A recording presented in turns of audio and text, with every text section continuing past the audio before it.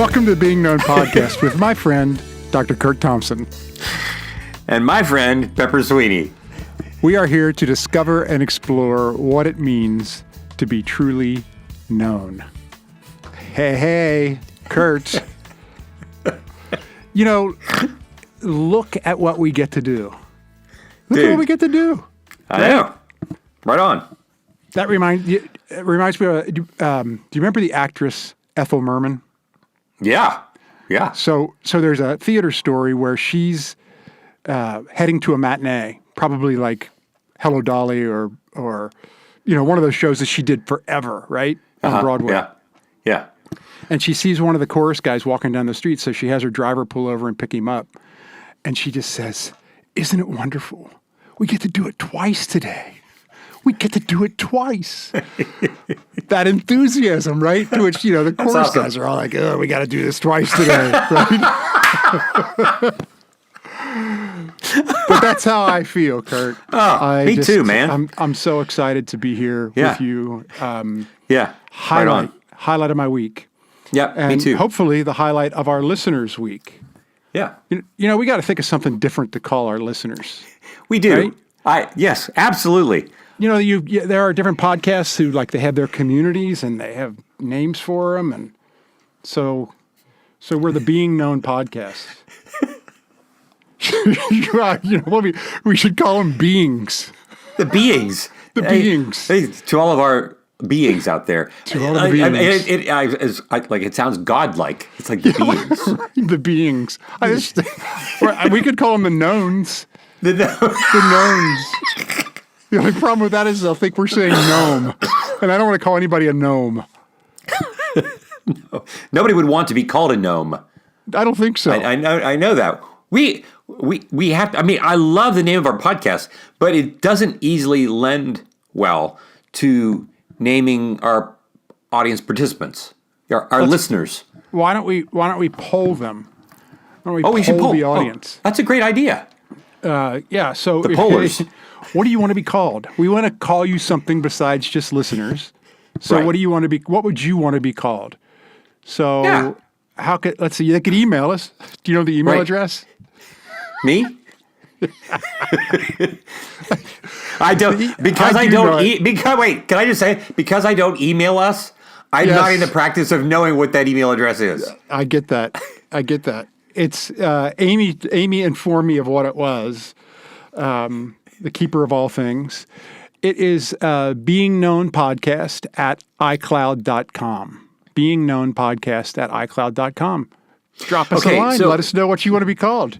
Right on. I love this because in the last several weeks, in different places where I've had the privilege of speaking, it's just evident that the podcast has become the primary way that people are becoming aware of this work at this intersection of neuroscience and spiritual formation. Mm-hmm. And it's all been very exciting. And people are so gracious in describing, they say, gosh, the content, they talk about the content and their gratitude for the content. But it never fails that they talk about our friendships. They talk about our friendships as much as they talk about anything. And they'll describe how the friendships carry the content in so many respects. And it's so humbling and joyful to hear this. I'm grateful that that's happening. But their enthusiasm, right, I wouldn't want to say, "Oh, thanks for being a listener." That just sounds kind of bland. Right. Yeah. I would want, you're bringing this up has me wanting to honor the people who are part of this community. And so this idea of asking them to write in and name what their imaginations would, where that goes with what they would like to be called. Right. I think, you are Dr. Desire. We could call them the Desires. I don't think that's right either. We'll leave it up to you all. Curt, Pepper, Amy, and the Desires. It's like the Desirables. The Desirables. Right. Yeah. Like the movie The Incredibles, right? Yeah. This is the Desirables. Exactly. Because they are. They are desirable. No question we've had about even it. like Like when we had our last two Connections conferences where we've had the live Yes. podcasts. I mean, it was just so much fun to have people in the audience, Yes. right? Just right in the room. And we are going to what a be great doing time. that again. So stay tuned because you're going to be hearing about that. We are excited to be making an announcement about that coming up very, very shortly. Yeah.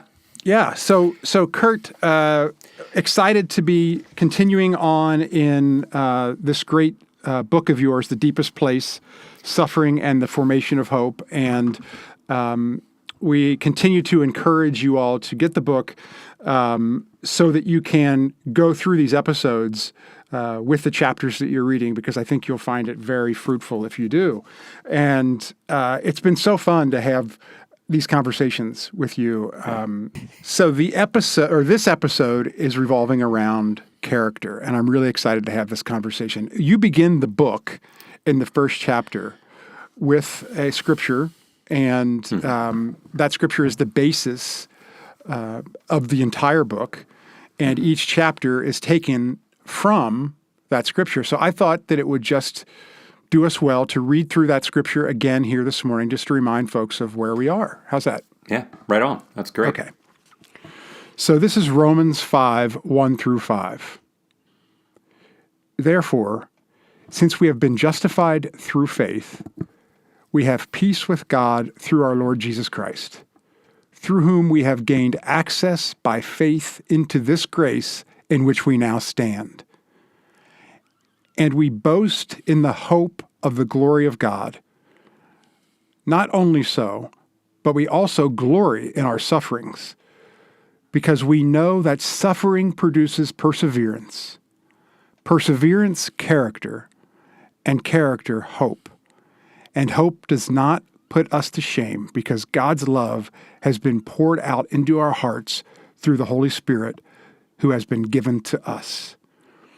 And today we are on the part of the scripture where we say perseverance, character. So I would love to begin our time by talking about Evelyn.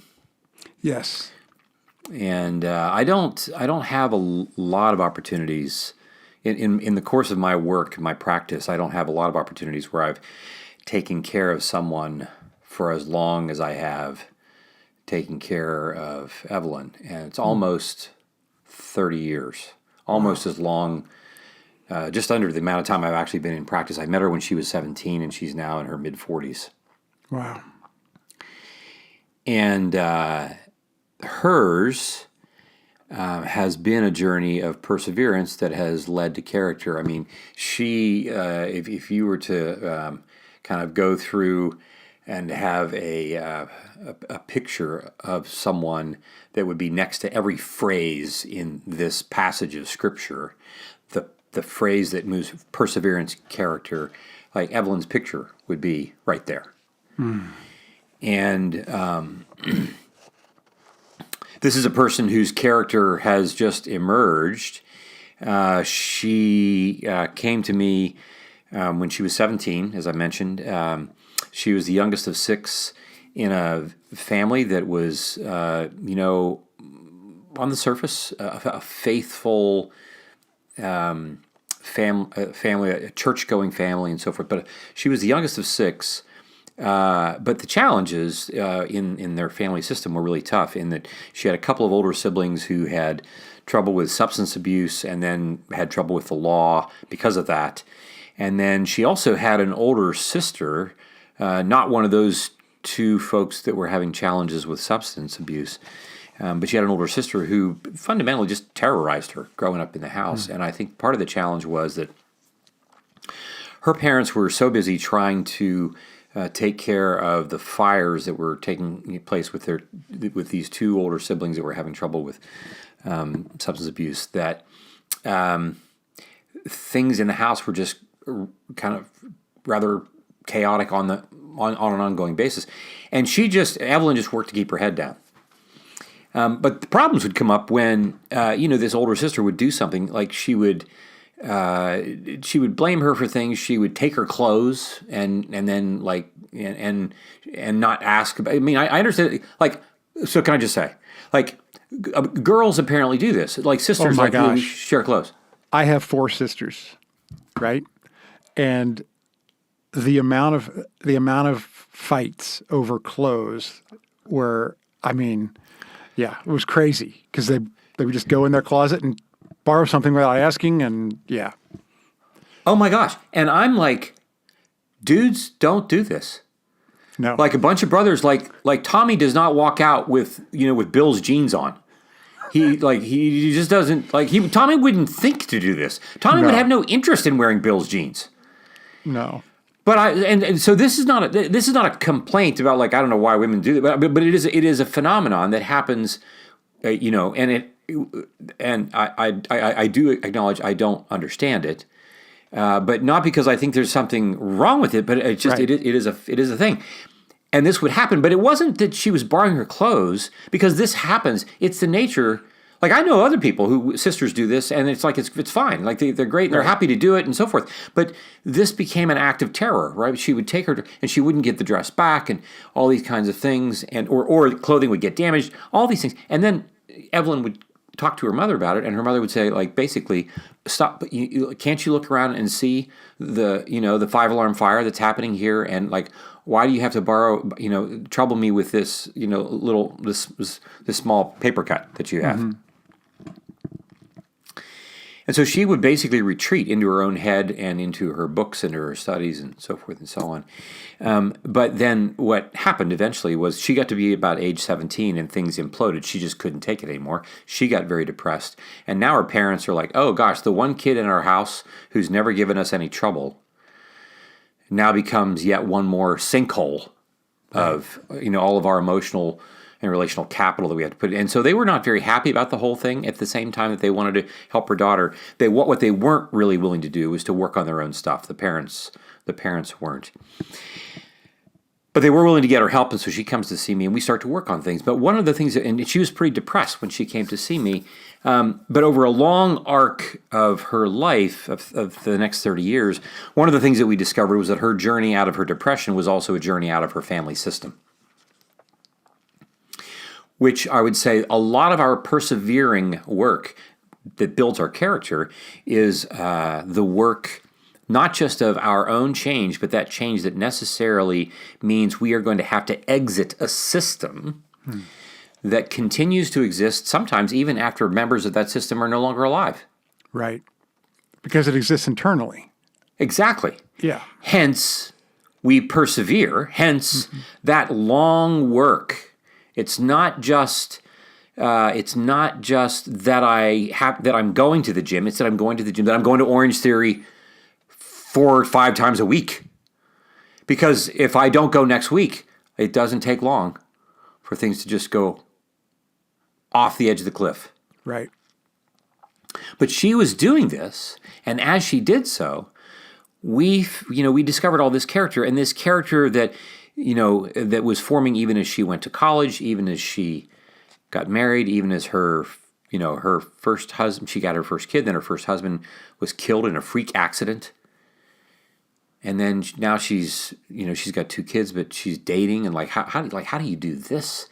And then but the whole time, of course, she still has this family system. And then her father dies unexpectedly of a stroke, which, of course, with all his unfinished business and all his unfinished business with her, which still leaves mom to do the kind of stuff that mom does, and her sister continues to be a source of terror for her now, even in her mid-40s.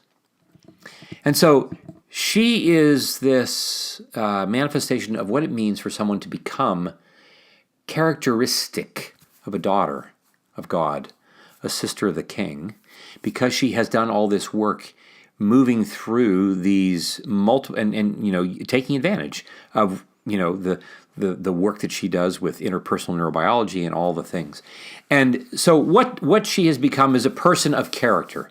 And when we talk about character, we hear that word and we all kind of know what we mean. But in some respects, the way that we talk about it, it's the characteristics of one person, of one's personhood.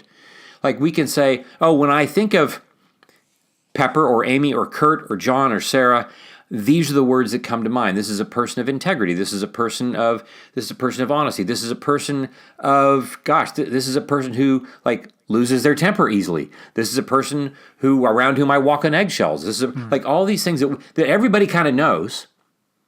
Makes up. But what's so striking? Yeah, but it tends to be, in the psychiatric literature and so forth, we tend to talk about another personality, and there's this sense that we think about these traits of their personality as being rather permanent, rather long standing. There's debate about whether or not that's actually the case, especially if people start to do some work on things. But they are traits that we tend to practice a lot. And when Paul talks about this in this text, when he says character, he's really talking about this Greek word dokime, I don't know if I'm pronouncing that right, dokime, but it's this notion of a feature of a person that's been purged of all impurities, like sterling silver. We're becoming this person because he's talking about a character of God, right? A character of the fruit of the Spirit. And it is this sense of purity emerging alongside resilient durability. And so it's the fruit of the Spirit. But it's important to know that like character is not a thing that is static. It's not like, oh, I get to the point. Like I reach a benchmark and then I can coast. Like, oh, I've done Orange Theory, I've maxed it out, and now I can stop. Right. And I don't have to do that work anymore. It's not static. It is continually being formed by what we're practicing at any given moment. And it requires perseverance all the time. And, we can feel good about the things that we've done, that we become, but it's often the case that even though we become this, it still requires the kind of work. And here's the other temptation for me. I do get to a point, Pepper, where, if I've had a particularly, if I have a moment where, like, I am shockingly more patient than I can imagine myself being. If I find myself, with Phyllis, in our marriage, if I find a moment where I'm like, oh, no, I've been patient.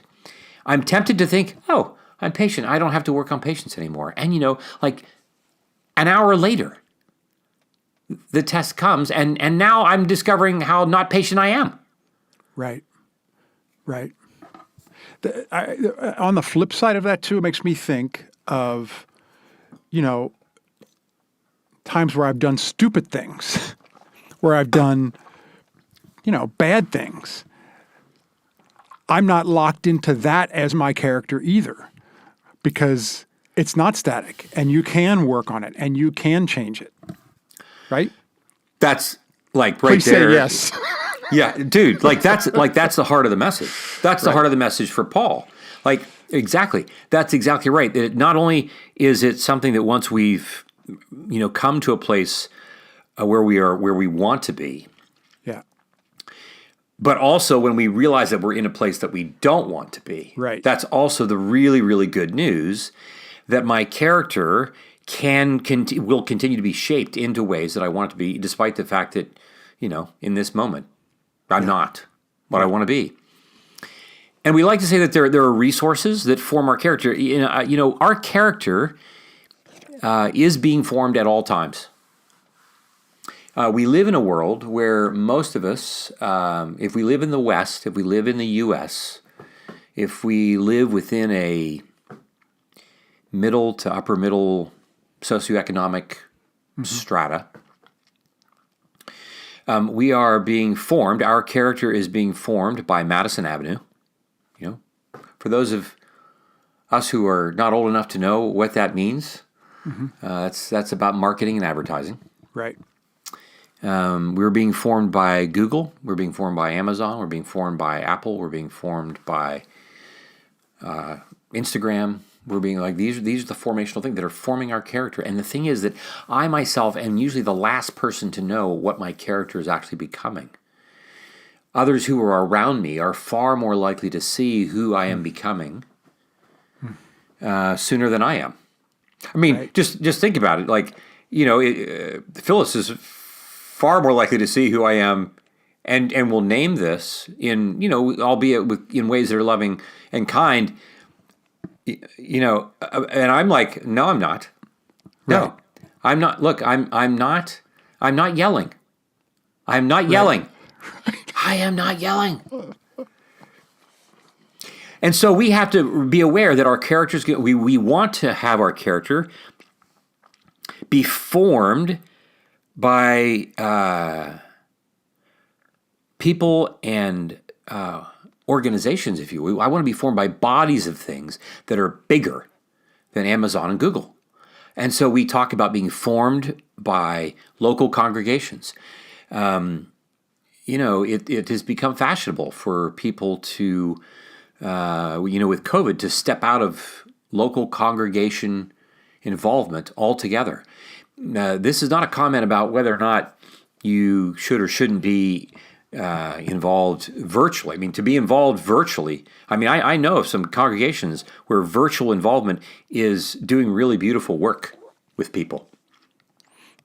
But I'm also aware of people who are essentially kind of checked out from being formed by the local congregation. And that local congregation provides the crucible for where the Scriptures, the Spirit, and the body of Jesus together are working. And then we also have other ministries that can form us. I'm familiar with a number of different initiatives that I've had the honor to be involved with that pay a lot of attention to spiritual formation. There's what we call the Potter's Inn Soul Care Institute. That's Steve and Gwen Smith. They're out of North Carolina. The Transforming Center, that's Ruth Haley Barton's group. The Apprentice Institute, James Bryan Smith in Wichita, and Coracle, which is right here in Northern Virginia. And so there are these and other groups that are working to form folks. And plus, then there's other written material and spiritual practices that we can enter into that form our character. But it's important to know that, like, as we are listeners, Yes. and you know not only who you are, but what you want to be called. That's exactly right. It's easy for us to imagine that as even we're hearing this, I'm thinking like, oh, I need to be formed. And that's true, but what we're really wanting to be curious about is how am I being formed collectively together? How are we being formed together? Who are that great cloud of witnesses for each of us, whereby which we are collectively being formed by each other's presence, and also in the way that presence is forming me in particular, but in the context of a community. And this is what was happening also for Evelyn. That's this notion of, not just seeing me for a period of time, but eventually when she moved into a confessional community, how these moments would emerge. I think about, the whole notion of, one time she came into the room and sat down, and another woman makes a comment across the room. And she says to her, "Oh my gosh, Evelyn, I love that dress you're wearing." And you'd have thought somebody had walked in threatening her with a gun. And of course, she had this reaction, and everybody's like, I'm looking at her, everybody's like, what's happening here? And it turns out, and she was able to pause long enough and name that what she had a conversation earlier that day with this same sister. And this sister had just, in the middle of the conversation, the sister had just hung up the phone because in the course of, the sister had asked her to do something that Evelyn didn't really want to do, and it wasn't reasonable for her to ask, and Evelyn was setting a limit for her sister, and her sister just hangs up on her.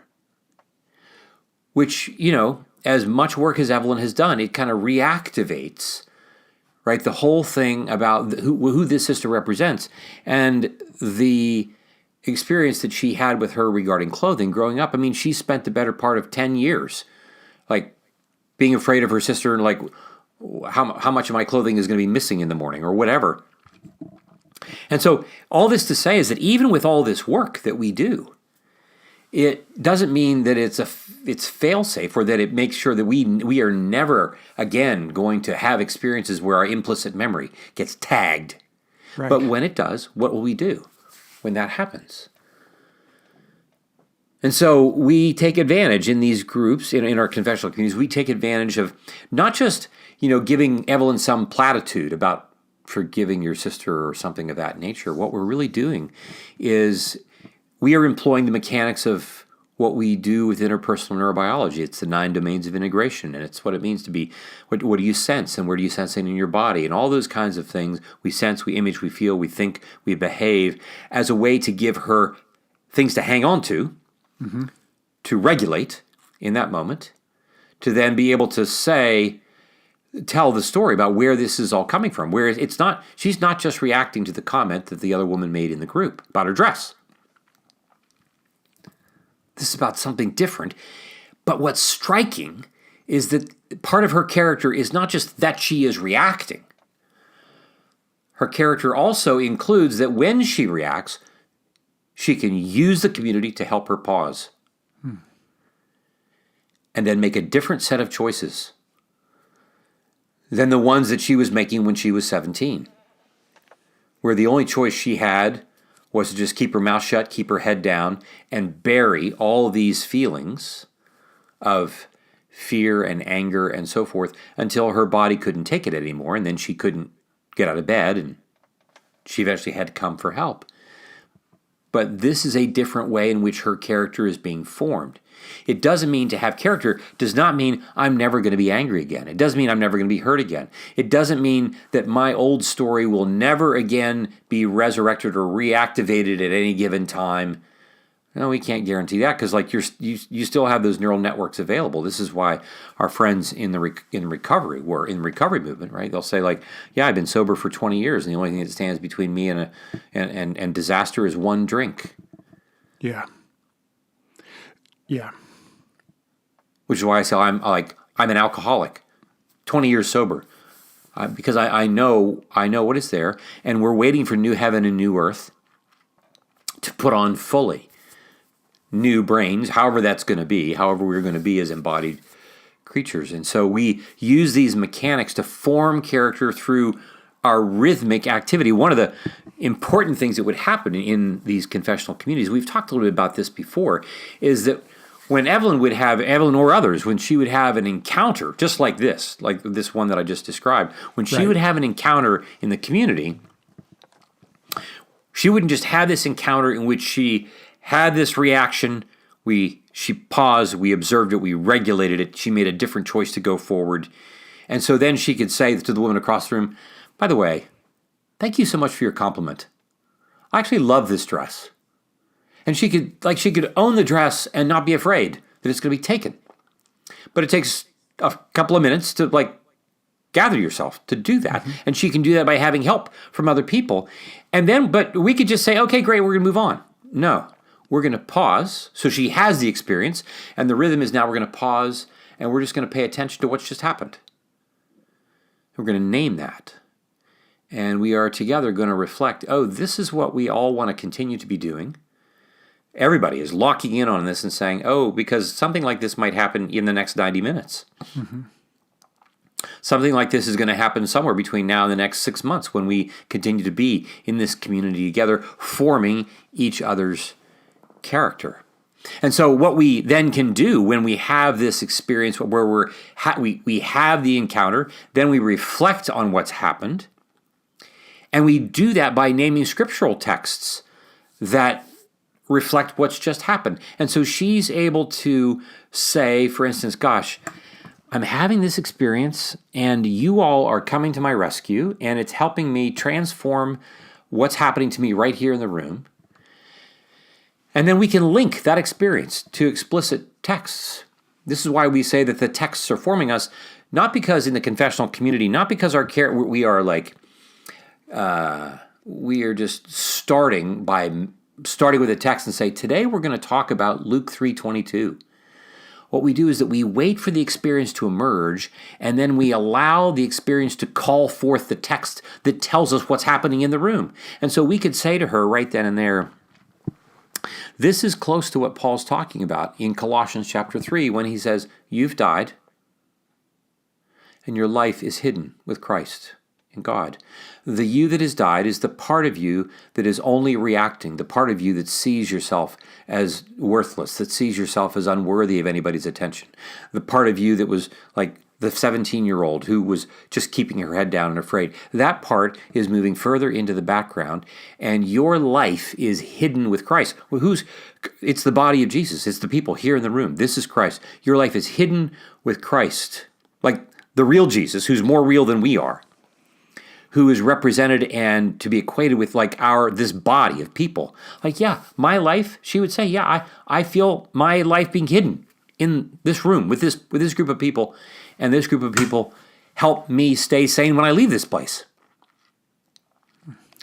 And this is where the text then itself can be remembered and continues to shape us. And then we are linking all that back to the mechanics that we talk about with interpersonal neurobiology as well. And so it becomes this rhythmic movement. So character is being formed in the presence of those less favorable characteristics of ours. Like, it's one thing for me to say, oh, I'm patient, I'm kind, I'm this, I'm that, all those kinds of things. All the things that we think that we're good at that don't really take much effort to be. Yes, that's part of our character. But the kind of character that Paul is talking about is the part that is being refined, that sterling silver that he talks about. And refinement means the heat is coming from the fire and it's going to burn off the dross. And like, I'm not really, frankly, all that interested in that process. I would just like to be who I'm supposed to be. I'd like to be in shape without, like, when we last recorded and you were talking about, you did a 24-minute run. Oh, yeah. Yeah. I felt like I was having the experience of what it would feel like to do the 24-minute run. I said 24-hour, the 24-minute run without running. And I'm like, that's bad enough just imagining it, let alone, Yeah. And so our character is being formed by virtue of those parts of us that we really wish were different being brought into the room, exposed, which is hard to do. So the part of Evelyn that still can be activated in terms of being afraid, she's practicing being present with that part of her that is afraid. We're not trying to get rid of that part. We are trying to welcome that part into the room in order for that part to continue to build resilience and to become increasingly comfortable and confident in receiving a compliment about her dress and untangling her shame and her fear about what she wears from her memory. Right? The shame and fear of her memory being untangled from the fact that she's wearing a lovely dress and someone can pay her a compliment and she can receive it and then return thanks for that. All this character is being brought into the room to be formed in this rhythmic way. And we do that primarily through two different general movements. One is the movement of nourishment, and we nourish. We nourish by receptivity. No, I'm nourished by what you and Amy bring to me. What you and Amy and I each have other friendships that are nourishing us by loving us well. But that I'm also nourished by being vulnerable. Like Evelyn is being nourished by being vulnerable in that moment. To be vulnerable, she opens herself to being receptive.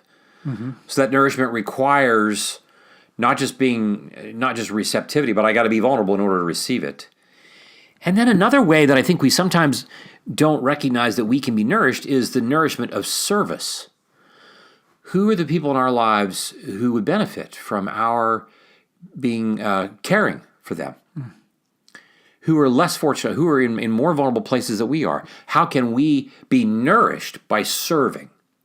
It's another crucial element of what it means to be a Jesus follower. This whole notion of like, we read the Sermon on the Mount and we think about what it means for me to serve a cup of cold water, and I think that it's primarily for the person that I'm serving without recognizing that, no, this is actually a nourishment opportunity for me as well. And then the other form, we have nourishment, then we have pruning. This notion of there are things that need to be cut off from my life. And we live in a world where unless you're like a professional athlete, that are, we're all day, every day, like you're doing a lot to have to resist the temptation to do whatever you want to do with your body, right? You've got to resist things. We live in a world that doesn't really dig pruning. Despite the fact that our best vintners know all about pruning, right? To make the best wine. They know all about pruning. My friend Jed, who grew up in northern central California, and his father's a farmer, and they raised almonds, but they also raised vineyard. They had a vineyard. And his father would take Jed and his brother out to teach them about raising the vineyard. And he would get this, he'd have his clippers, and he'd start, going up to these completely healthy vines. And he'd start whacking stuff off. And Jed's like, it's like he said, like, I felt like my dad was like killing animals, like just innocent animals. Like, what? It's a perfectly good. And his dad said, if I don't prune it, this vine will produce a lot of grapes. And they will be bitter, and they will be unusable. And so this whole notion of my willingness to delay gratification, I'm going to have to say no to my addictions. And, dude, I got so many addictions. And so that's one way. And the other way is I'm pruned by repairing ruptures. Turns out, like, I'm pretty good at holding grudges. I like to not think that I think I've said, perhaps in earlier recordings, I have a list of people, that I'm trying, that are on our forgiveness list, because, like, I've held a grudge, and I continue to work on that. But that whole notion of repairing ruptures, even if they begin in the privacy of our, even in the course of how we talk about this in our communities, and so character is being formed by being nurtured, and also by the pruning process. And as we said earlier, it often then becomes this durable thing within us that other people see long before we do. And the funny thing about people who are becoming characters, not just characters, but when we are developing the character of Jesus, I think you know this too. It's often the case that we look at people who we look at them and we say, man, gosh, there's just a living, breathing, pulsating Jesus that's right in front of me. And those very people will say to you, I don't really know what you're talking about, because I can currently give you the list of things that remind me of anybody but him that are true about me.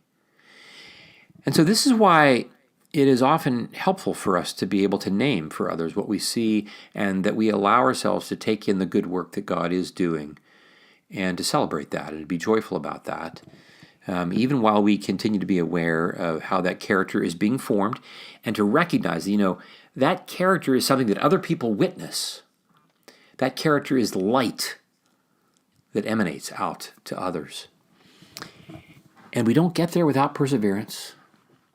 And typically that perseverance doesn't come to us apart from our suffering. Yeah. And character isn't guaranteed because we suffer, but when we are in vulnerable community and we agree to practice persevering, character is what we become, and that's eventually what leads us to our next topic. Yes. This is great. I would say that your character is being formed, whether you're intentional about it or not. Dude.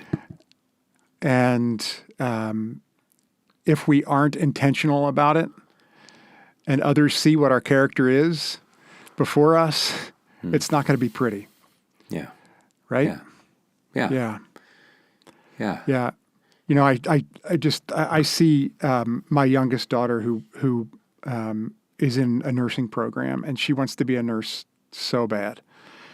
And she is working so hard and doing great, right? But she's doing great because she's working so hard.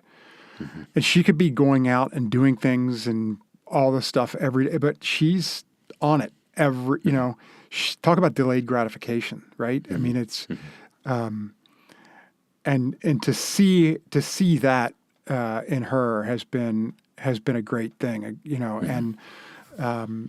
only hope that others see that in me as well, as I'm trying to. Then pruning is no fun. No. Well, even it's my experience of these the books that we've talked about. You write them, and then it's only after the fact that you then have to deal with what you've written about. And even as we've prepared to have this conversation, there are just elements of your own character, you just become aware. And we are aware. We acknowledge that we are in the realm of the King. Mm-hmm. We're in His realm, and we are loved by Him, and we are held by Him. And at the same time, I'm aware of the me that He's holding at times, and so long for my character to continue to be changed, because every day is a joyful slugfest.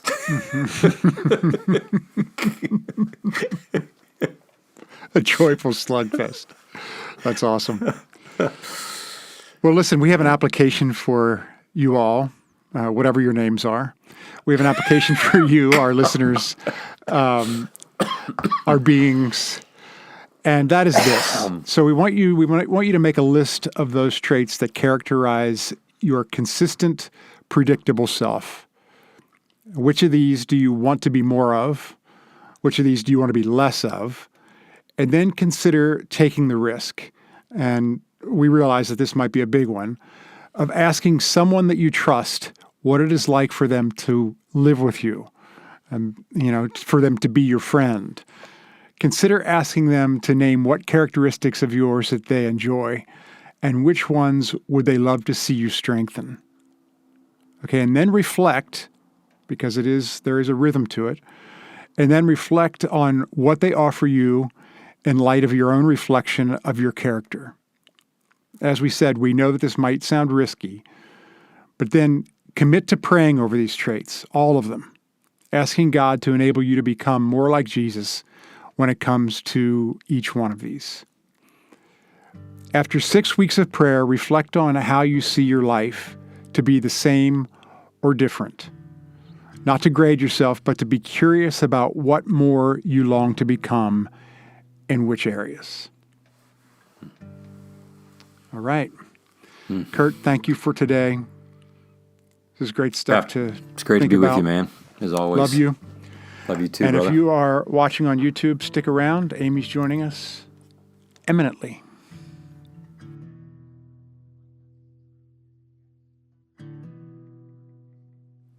Hi, guys. Hey, and I just want to say, you use that word imminently, imminence. We talk about, in theology, we talk about transcendence and imminence. And imminence being that kind of presence, right there, imminent. That's Amy. She's present. Eminence. Yeah, she's imminence. You're imminence. Like even when you're not on the screen, we know you're I'm here. present. Yes. Yeah, we like that. Oh, good. I was going to say that could either be good or bad. You like that. We could call our people, our audience, characters. It's not a really good idea. Hey, you characters. Characters. It's better than- you characters, than you can count on what you guys Amy. come up You can with count on Amy. names. You can count on Amy Yes. to name you. Okay, I kept thinking of a story as you guys were talking about character. And hopefully this is helpful in some way. So, I don't know if this will make any sense. So Pep texted me. It was totally last minute. He was going to be out here for a gig. And it worked out that, we could meet up. And so, and I'm going to say it involves Pep, but it also involves you too, Curt, because you are with us wherever we go. Talk about eminence. You are present wherever we go. So I am able to grab Pep from the airport, and we were then last minute, he said, do you want to go grab a bite to eat right now? So I'm like, yeah. So we go to breakfast. So we're sitting at breakfast. We're almost finished. And my phone is next to me on the seat, and it buzzes, and I look down, and it's a call from Sarah. And I'm like, oh my gosh. I had a meeting scheduled with her 10 minutes ago. And and Pep can vouch, I was immediately flooded, like, oh my gosh. And I think Pep probably thought somebody died. Like, I'm like, Pep, I have to take this. I've got to take it. And so he's like, cool, I'll get your breakfast to go. I mean, we were almost done. And he said, I'm going to go, you go do your meeting, and then I'm going to go for a walk. But I was so affected. So I had Pep on one side. I was worried about him. Sarah on the other side. I'm worried about her. And it took me a hot minute to what is the word? Land the plane. Transition and Whatever. Yeah. Yeah. So I did, Pep had his headphones. He went for a walk. I did my call. But the significant, I was like, when you say reflect on things on encounters, right? And I was so surprised by my reaction, like why I was so, and if it's hysterical, it's historical. So all these things are swimming. So I get through it all. Sarah was more than gracious. She said, I actually thought something had happened because you don't ever, like, you're never late, you're never da-da. And Pep said, Aim, I used the time. I had to listen to some podcasts for work. I was walking. So that's like, so now I'm thinking, what does that have to do with character? Mm-hmm. But, and that might be where you guys come in. But, and then reflecting on it and reflecting on scripture, what does that say? Like, clearly I have something tied up with doing the right thing, being reliable, da-da-da-da-da. Mm-hmm. Mm-hmm. Well, I mean, I think even that you're having this conversation with us now about this, and that you're naming this, and is a testimony to character. It's not just that something happened and you had a reaction. It's how you respond to the reaction.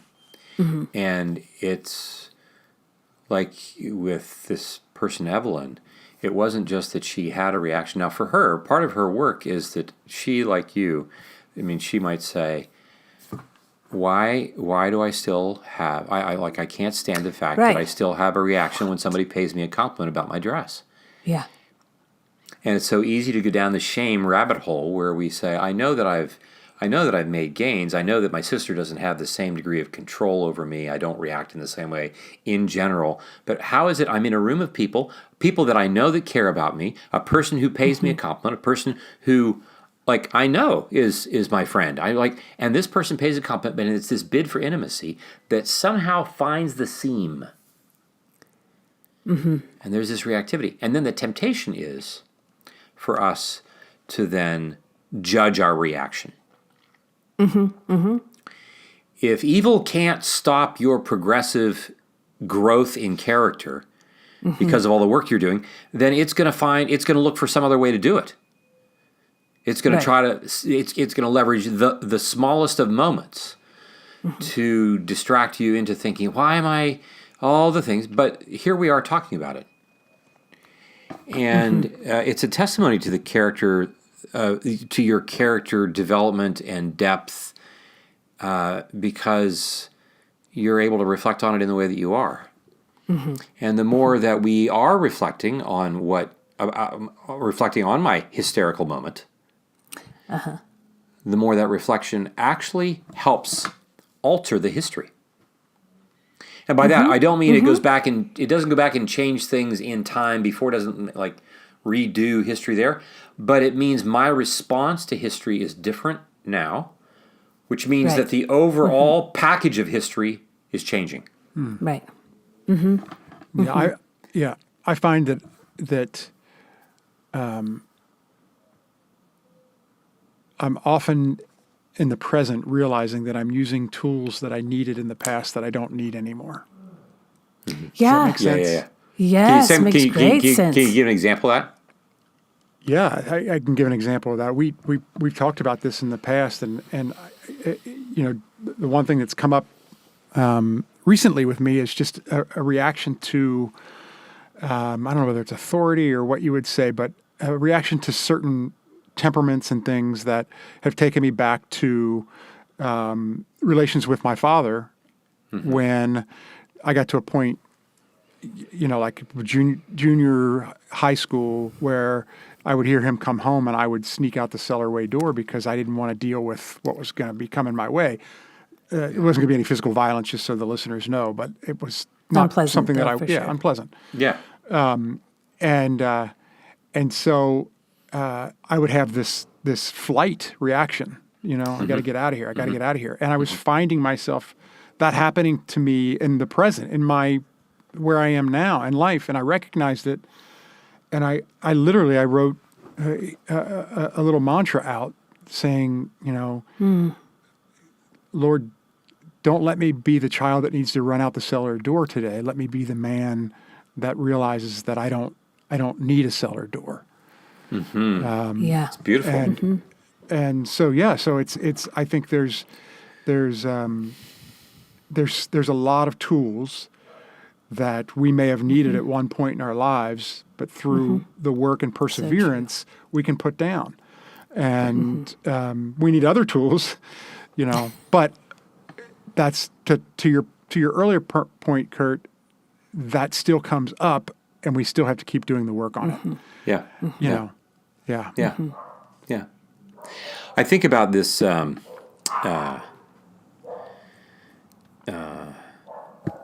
this Greek word, however we pronounce it, dokime, that Paul uses, that this refinement process, that character is like sterling silver, it's being refined. That we're not being punished by God. We're not being like, well, I'm going to, whip you into shape. It's more a matter of like, he's an artist, and he is working on that painting. He is working with the sculpture. There is this thing that he is, what son does a father love who he does not discipline? There is, and when we hear that, and it's like, especially in our moment where nobody likes discipline, it's all kind of wrapped up in, people are afraid about so many things. But the reality is that I need this, and especially if I have a father who is actually able to do it in a way that is without violence, Right. and without condemnation, but who's still bringing me to a place where he wants me to be, even if I'm not really all that happy about going there. But this notion of it's all a refinement process that's getting us ready for what's coming. Because I think of, if you think about Evelyn, like that comment, the woman makes a comment about her dress, it's a bid for intimacy. It's a bid for intimacy. Right. And if one can imagine heaven, when heaven gets here, like intimacy, the bid, like it's going to be so thick. If you're not open to it, you won't be able to breathe. It'll be so thick. And so if I don't have, I know that, I said this the other day, like this notion that if we're not prepared, if we're not practicing for heaven when it gets here, I say this, it may crush us, right? This notion that it's so dense, it's so beautiful, it's like the love is so overwhelming. We think that this is a thing that, this will be great, until it actually gets here. And it's hard for us to get our minds around how something, that the only things that would be frightening to us, we think that the only things that would be frightening to us are things that we perceive to be violence. Violence coming for me. It's hard for us to perceive that I might have that same reaction to love coming for me. Yeah. Because love echoes all of the parts of my story in which intimacy is tangled up with violence. And so it's hard for me to imagine that if you're going to be that close to me, that you're not going to want to exploit me or consume me or do violence to me in some way, shape, or form. And the formation of character is all about turning us into people who are living very differently than that.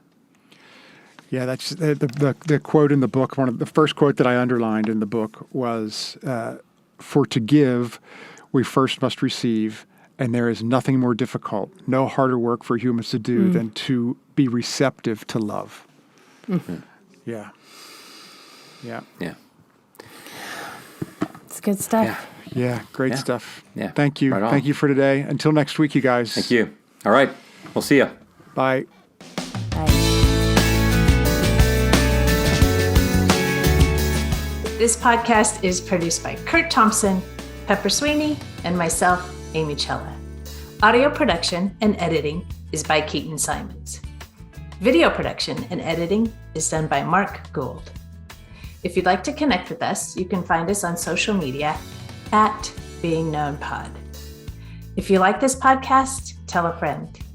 If you love this podcast, tell everyone you know. And please like, rate, and review wherever you listen. Be well, be known.